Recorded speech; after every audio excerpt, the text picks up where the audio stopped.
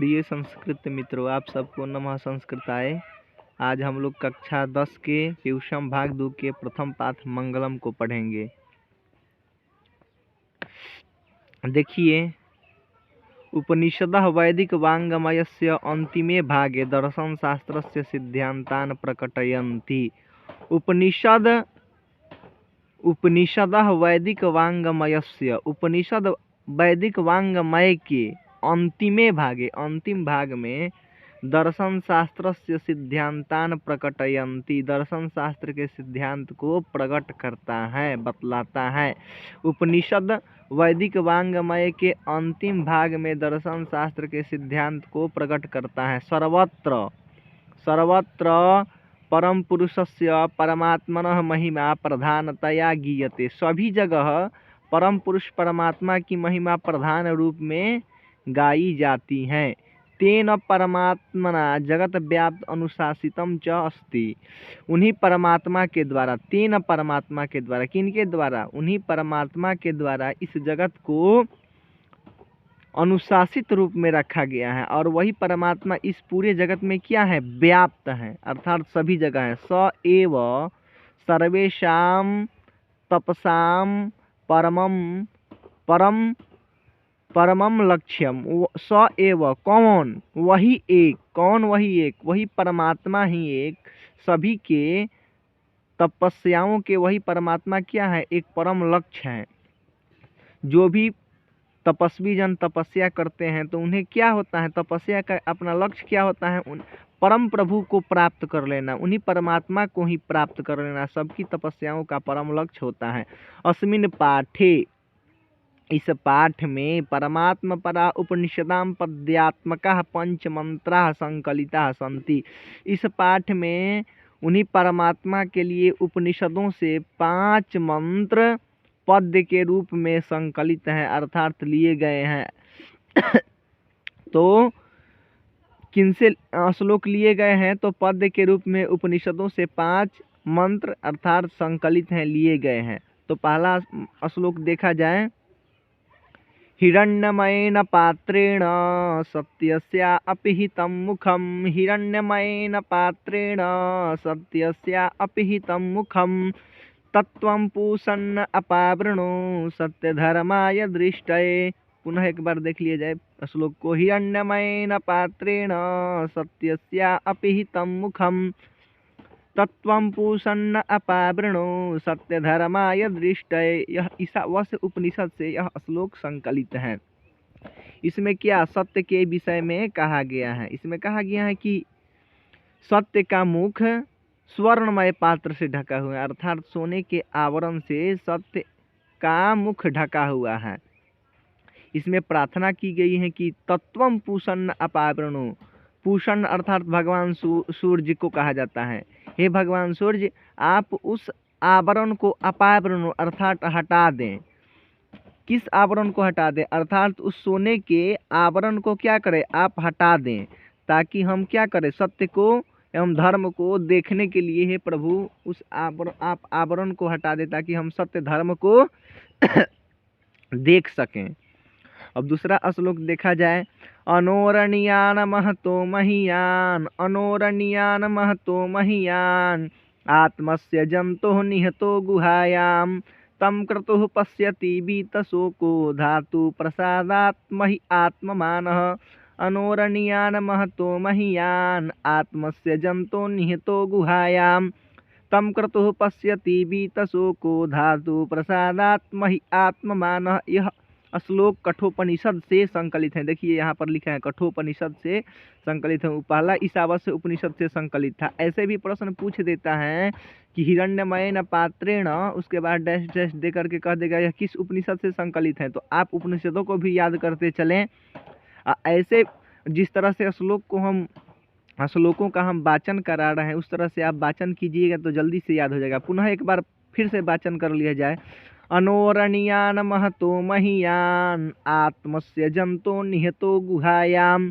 तम क्रतुः पश्यति वीतशोको धातु प्रसादात् महि आत्ममानः।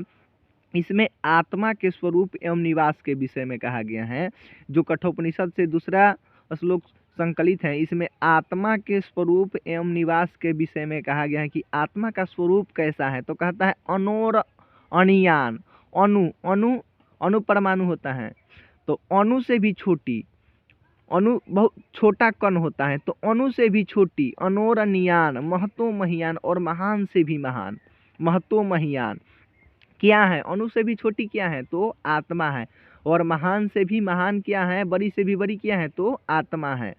आत्मस्य जंतो निहतो गुहायाम, यह रहती कहाँ है, आत्मा रहती कहाँ है, तो जीवों के गुफा में। कौन सी गुफा में, तो हृदय रूपी गुफा में यह आत्मा रहती है। आत्मस्य जंतो निहतो गुहायाम तम क्रतुः पश्यति बीतशोको धातु प्रसादात् मही आत्मान, तम क्रतुः पश्यति बीतशोको अर्थात इस आत्मा को कौन देख सकता है, इस आत्मा को कौन जान सकता है, तो कोई अच्छा साधक शोक रहित होकर के, बीत शोकी, जो अर्थात शोक रहित हो जाने का मतलब क्या है, इस सांसारिक माया मोह का त्याग कर देना है। जो कोई अच्छा साधक ही जिसने इस सांसारिक माया मोह का त्याग कर दिया है, वही इस आत्मा को देख सकता है। पश्यति बीत शोको धातु प्रसादात् मही आत्मान है, इस महान आत्मा को वही देख सकता है। कौन देख सकता है, जिसने जो शोक रहित हो चुका है। चलिए अगला श्लोक देखा जाए, साथ में आप सभी बच्चे इसका वाचन करते चले। देखिए यह मुंडकोपनिषद से श्लोक संग्रहित है। देखिए यहाँ पर लिखा है मुंडकोपनिषद, सत्यमेव जयते नानृतम, सत्यमेव जयते नानृतम, सत्येन पंथा विततो देवयानः, सत्यमेव जयते नानृतम, सत्येन पंथा विततो देवयानः, येनाक्रमऋषयो हि याप्तकामा यत्र तत् सत्यस्य परम निधानम्। पुनः एक बार, सत्यमेव जयते नानृतम, सत्येन पंथा विततो देवयानः, येनाक्रमऋषयो हि याप्तकामा यत्र तत् सत्यस्य परम निधानम्। इसमें सत्य के महत्व पर प्रकाश डाला गया है।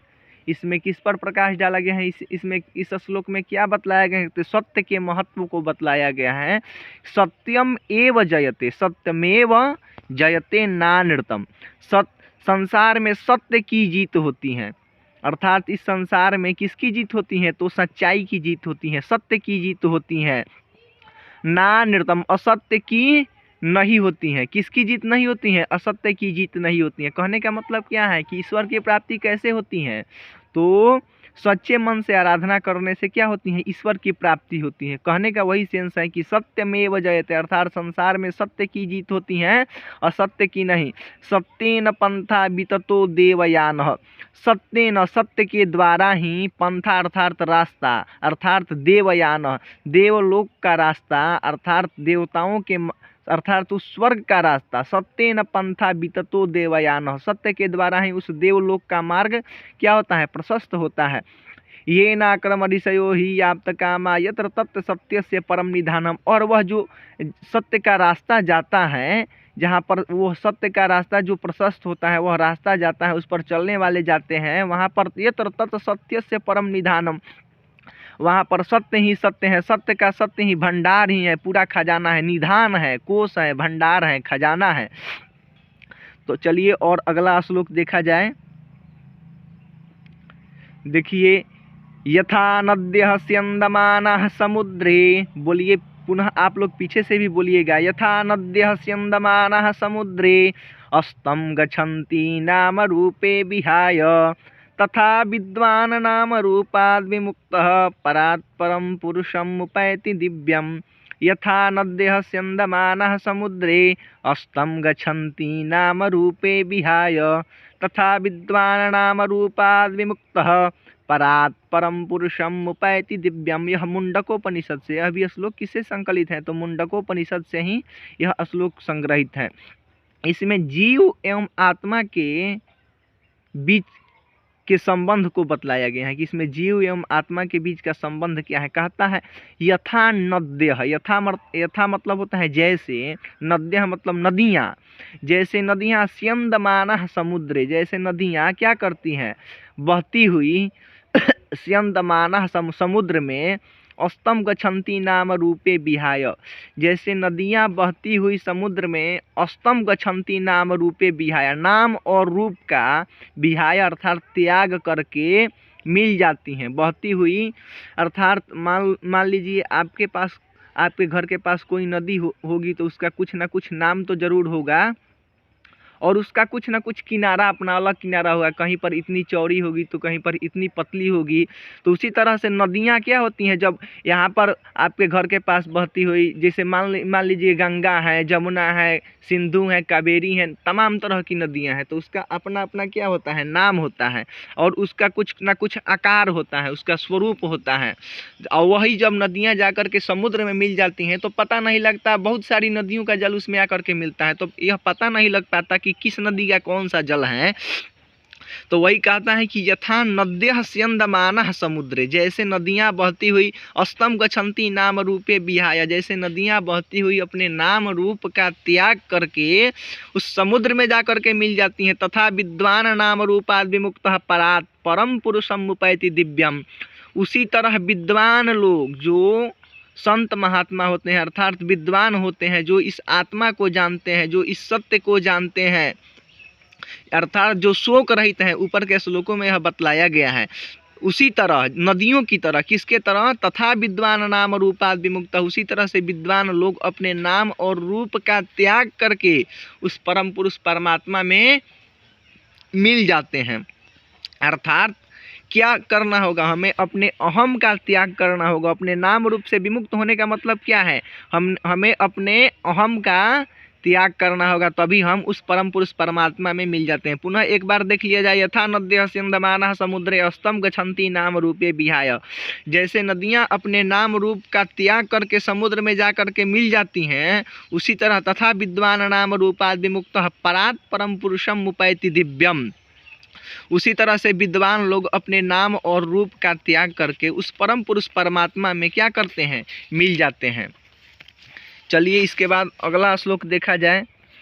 यह श्लोक श्वेतात् स्वरोपनिषद से संकलित है। देखिए यहाँ पर लिखा है श्वेतात् स्वरोपनिषद से यह श्लोक संग्रहित है। देखिए देखा जाए, वाचन किया जाए। वेदाहमेतं पुरुषं महांतम, आप सभी भी बोलिएगा, वेदाहमेतं पुरुषं महांतम आदित्यवर्णं तमसः परस्तात् तमेव विदित्वा तिमिर्तुमेति नान्यः पंथा विद्यते यनाय।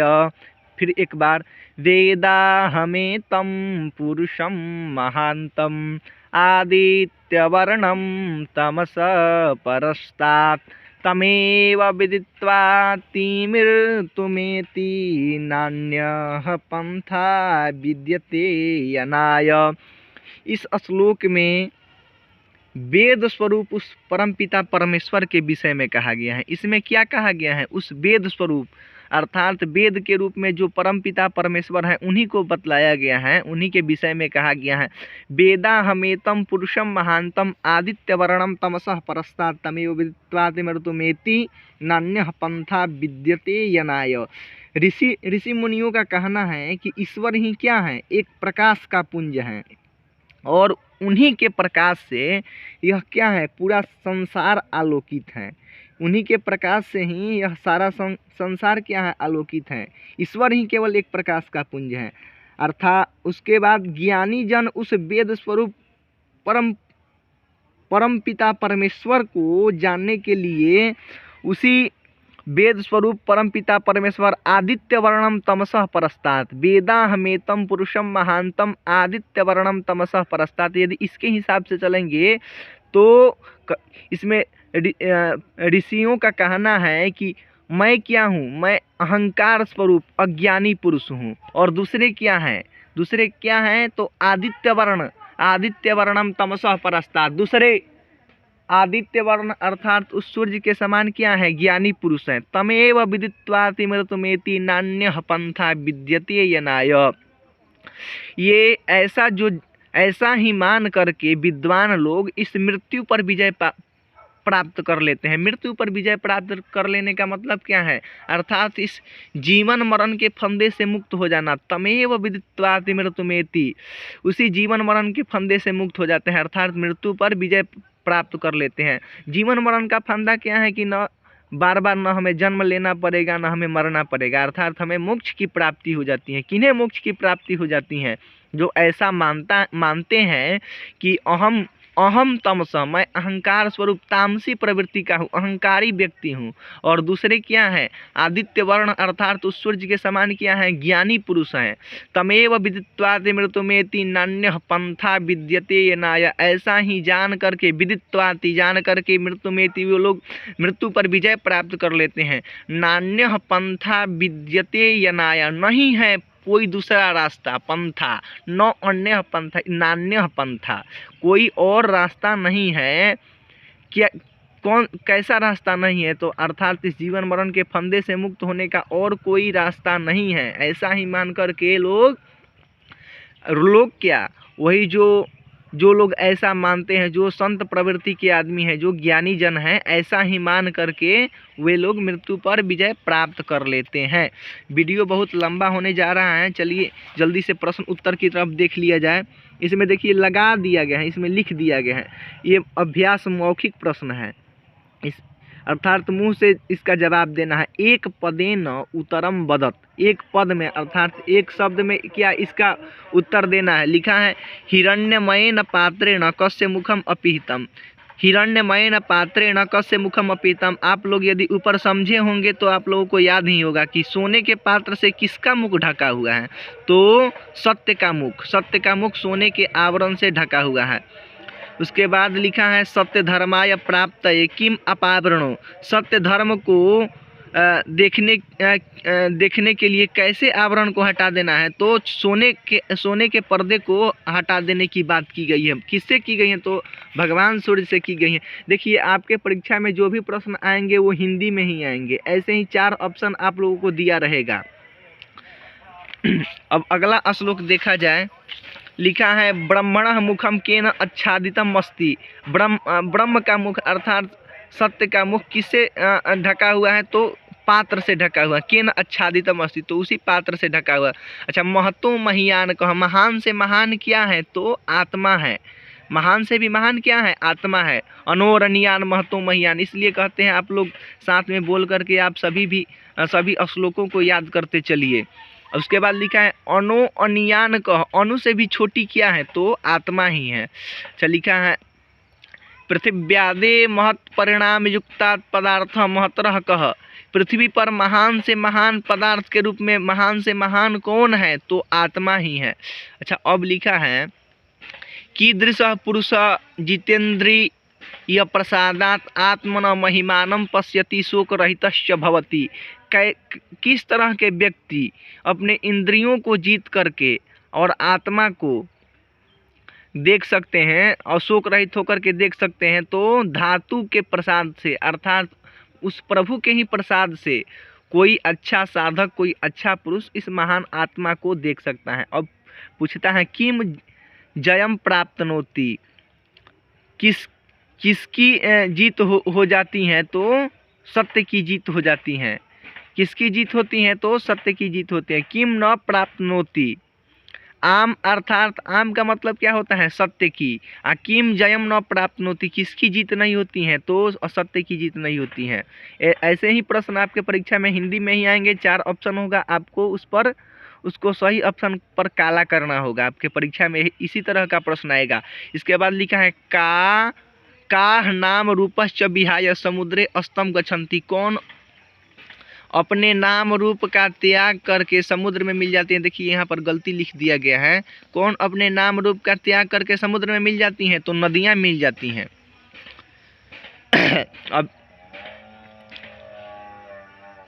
अब लिखित इन सारे प्रश्नों को न देखते हुए ये भरने वाला है, ऐसा बहुत कम आता है। आप लोग यदि श्लोक याद कर लेंगे तो ये सारे भी प्रश्न किए जा सकते हैं। अब लिखित प्रश्नों को एक बार ज़रा देख लिया जाए। एक पदे न उत्तरम लिखत, लिखना है सत्य से मुखम केन पात्रेण अपीतम अस्ति, सत्य का मुख किस पात्र से ढका हुआ है? तो सोने के पात्र से ढका हुआ है। पूषा कस्मै सत्यस्य मुखम अपावृणुयात्। पूषा कस्मै सत्यस्य मुखम अपावृणुयात्। भगवान सूर्य कैसे आवरण को भगवान सूर्य से प्रार्थना की गई है कि कैसे आवरण को हटा देने के लिए, तो सोने के आवरण को आप हे भगवान सूर्य हटा दीजिए। इसके बाद देखिए, कह महतो महियान अस्ति, कौन महान से महान क्या है, तो आत्मा है। अब अगला प्रश्न लिखता है, किम जयते, किसकी जीत होती है, तो सत्य की जीत होती है। इसके बाद लिखता है, देवयानः पंथा केन विततः अस्ति, देवलोक का मार्ग किससे प्रशस्त होता है, तो सत्य के द्वारा ही। सत्येन पंथा विततो देवयानः, श्लोक में लिखा था, सत्य के द्वारा ही देवलोक का मार्ग क्या होता है, प्रशस्त होता है। अब लिखा है, नदयः के विहाय समुद्रे अस्तम गच्छन्ति, नदियाँ किसका त्याग करके समुद्र में मिल जाती हैं, तो अपने नाम रूप का, अपने नाम रूप का। लिखा है श्लोक में, यथा नद्यः स्यन्दमानाः समुद्रे अस्तम गच्छन्ति नाम रूपे विहाय, अपने नाम रूप का त्याग करके समुद्र में मिल जाती हैं।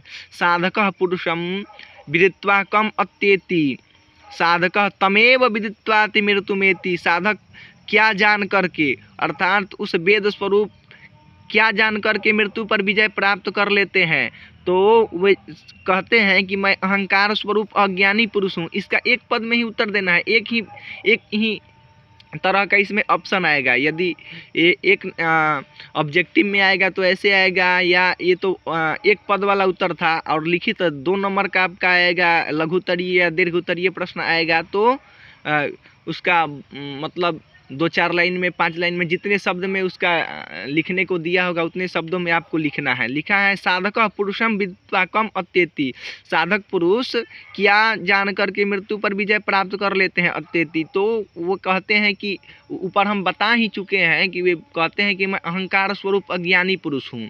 और दूसरे क्या है, आदित्य वर्ण, आदित्य वर्णम तमसः परस्तात्, दूसरे क्या है, आदित्य वर्ण अर्थात उस सूर्य के समान क्या है, ज्ञानी पुरुष हैं। ऐसा ही मानकर वे मृत्यु पर विजय प्राप्त कर लेते हैं। अब देखिए अगले प्रश्नों को देखा जाए। अद्यो लिखितम उदाहरणम अनुसृत्य प्रश्न प्रदत्त प्रश्नानाम उत्तराणि पूर्णवाक्येन लिखत, जो लिखित प्रश्न दिया गया है उसके अनुसार जो इन प्रश्नों का उत्तर पूर्ण वाक्य में लिखना है। लिखा है, सत्यस्य मुखम केन अपिहितम अस्ति, सत्य का मुख किससे ढका हुआ है, तो इसका पहले का उत्तर दे दिया जा चुका है। लिखा है, सत्यस्य मुखम हिरण्यमय पात्रेण अपिहितम अस्ति। इसी तरह से इसका निचला प्रश्नों का उत्तर देना है। कस्य गुहायाम अनोह अनियान आत्मा निहित अस्ति, किसके गुफा में अणु से भी सूक्ष्म और आत्मा स्थित है, तो जीवों के हृदय रूपी गुफा में। लिखा है ना कि अनोरणीयान महतो महियान आत्मस्य जंतो निहितो गुहायाम, जंतुओं के अर्थात जीवों के हृदय। अच्छा, मनुष्य के ही हृदय रूपी गुफा में आत्मा छिपी रहती है? नहीं, हर एक जीवों के हृदय में आत्मा निहित होती हैं। अब अगले प्रश्न को देखा जाए। विद्वान कस्मात् विमुक्ते भुक्त्वा परात् परम पुरुषम उपैति, विद्वान लोग किसका त्याग करके परम पुरुष परमात्मा में मिल जाते हैं, तो नाम तथा विद्वान नाम रूपाद विमुक्त, विद्वान लोग अपने नदियों की भांति अपने नाम रूप का त्याग करके परम पुरुष परमात्मा को प्राप्त कर लेते हैं। अब लिखा है, आप्त कामा ऋषय केन पंथा पथा सत्यम प्राप्नुवन्ति, आप्त काम ऋषि होते हैं, वो किस पथ पर चल करके सत्य को प्राप्त कर लेते हैं, तो उस सत्य मार्ग का ही, सत्य के रास्ते का ही अनुसरण करके वे सत्य को प्राप्त कर लेते हैं। अब लिखा है, विद्वान कीदृशम पुरुषम वेति, विद्वान लोग किस परमात्मा को प्राप्त कर ले हैं, कैसे परमात्मा को प्राप्त कर ले हैं, तो परात् परम पुरुषम उपैति दिव्यम, उस दिव्य पुरुष परमात्मा को प्राप्त कर लेते हैं। अर्थात जो प्रकाश का पुंज है, उन्हीं के प्रकाश से यह पूरा संसार आलोकित है, वैसे परम प्रभु सत्ता को वो प्राप्त कर लेते हैं, उस परम पुरुष परमात्मा को वो प्राप्त कर लेते हैं। अब नीचे संधि विच्छेद दिया गया है। संधि विच्छेद यदि संधि पढ़ाएंगे, संधि का भी वीडियो आप लोगों को जल्द ही मिल जाएगा। आप ऐसे ही हमारे चैनल पर बने रहिए। आप सबको हर एक पाठ का 10वीं कक्षा का भी, और जो भी बच्चे 9th कक्षा में हैं उसका भी धीरे धीरे आप सबको वीडियो सबका मिलता जाएगा। जो भी आपके सिलेबस में है 10वीं कक्षा के, उसका सारा का वीडियो आप सबको मिलता जाएगा। तो बस आज के लिए इतना ही। आप सबको नमः संस्कृताय।